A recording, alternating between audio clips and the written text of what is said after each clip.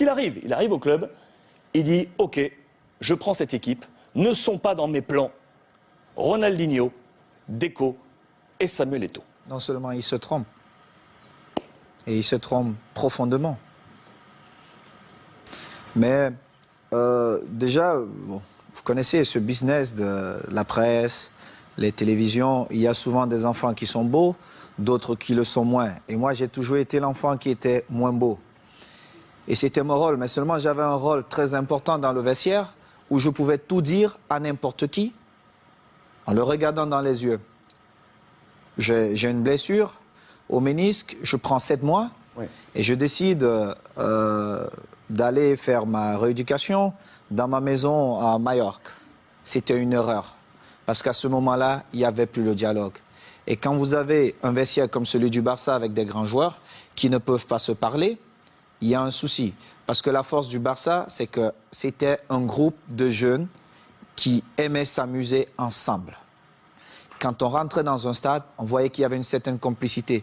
On partageait plus que des entraînements, plus qu'un match de football.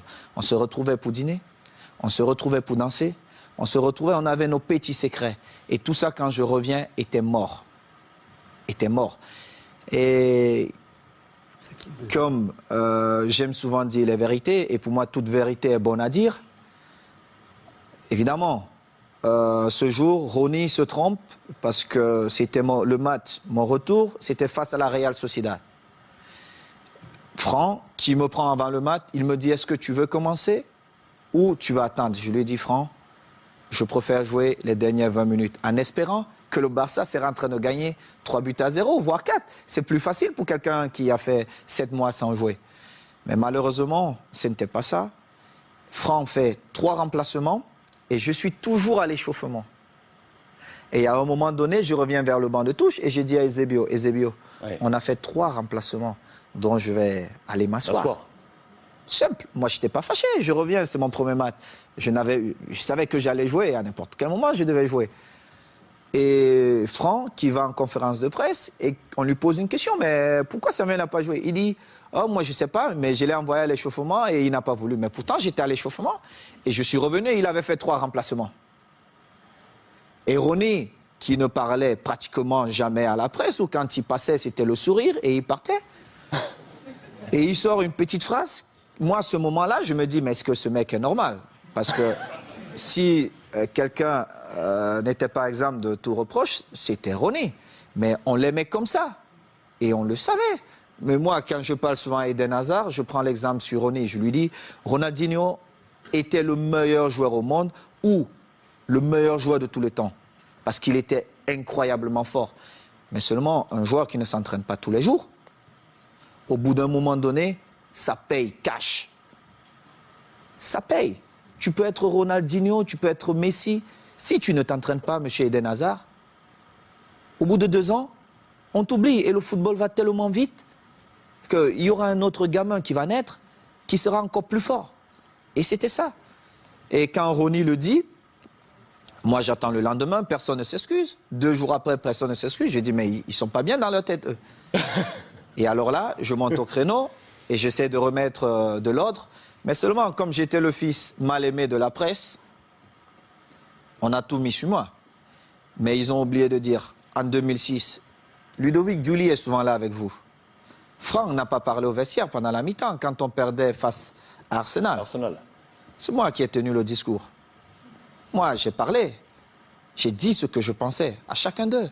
Quand on est revenu, on a vu un autre Barça. On a gagné ce trophée. Moi, je m'en fous. Le plus important pour nous, c'était de gagner. Et il était inconcevable de voir un groupe de jeunes gamins avec autant de talent perdre match face à Arsenal. C'était inconcevable. Et du coup, comment vous avez pris ce message quelques semaines plus tard, lorsque Guardiola qui arrive dit « Moi, Eto'o, Deco, Ronaldinho, c'est dehors ». Mais j'ai d'abord rappelé à Guardiola qu'il n'a jamais été un grand joueur. Il était un bon joueur. Et c'est vrai.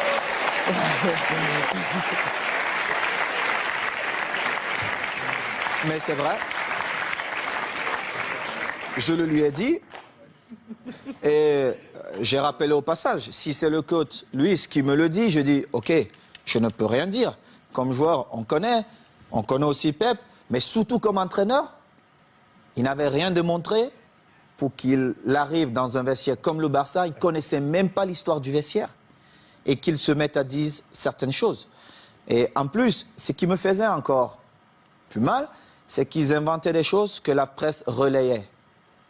J'ai eu cette discussion avec lui et j'ai eu une très très belle offre pour aller jouer 6 mois en Ouzbékistan où on me payait 26 millions de dollars.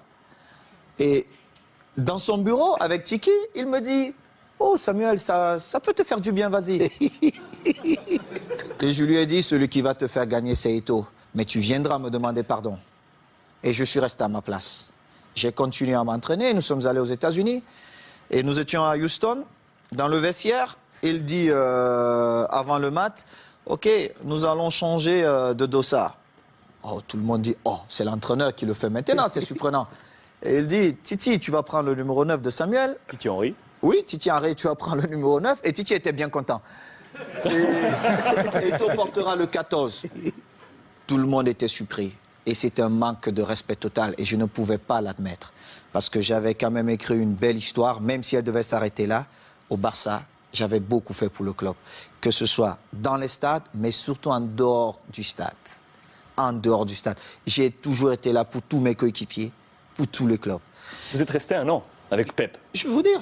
Alors, il joue, je suis au banc de touche.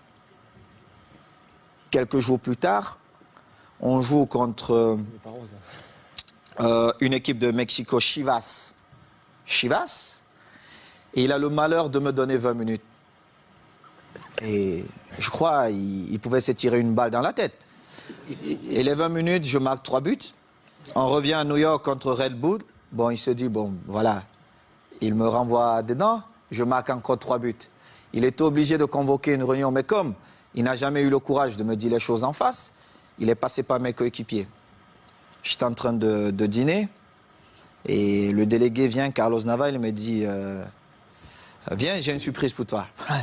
Moi, j'étais pressé. Je me disais peut-être c'est Beyoncé qui m'attendait.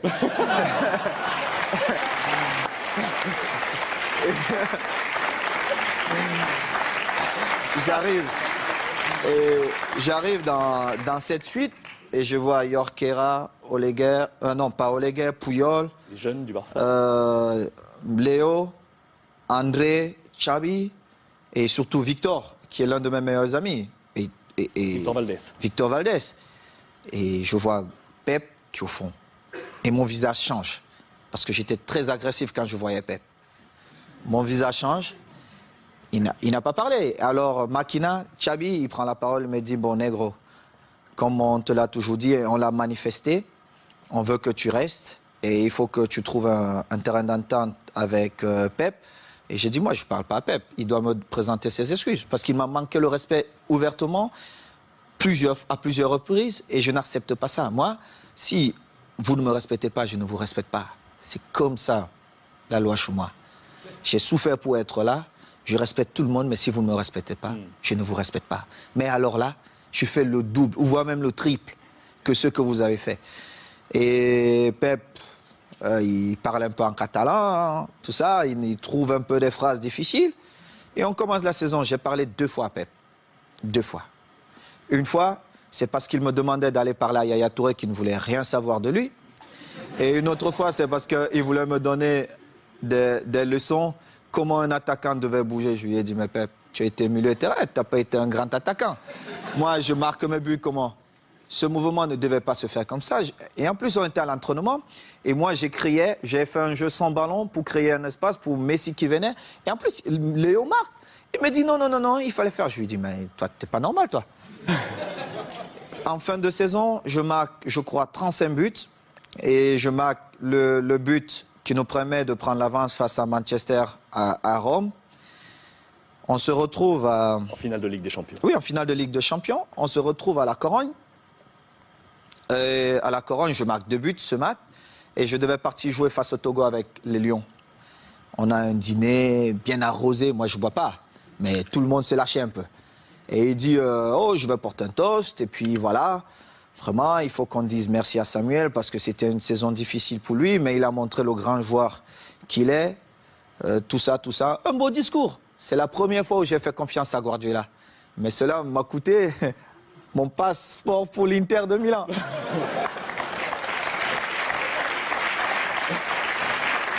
Et du coup, quand vous l'avez croisé ensuite à l'Inter, parce que vous l'avez croisé, on a une belle photo de vous en poignée de main. Regardez mon visage.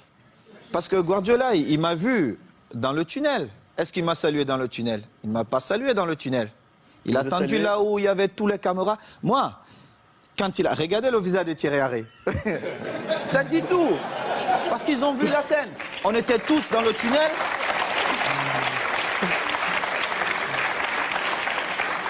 Regardez Léo Messi. Regardez le visage de Léo Messi. On était tous dans le tunnel.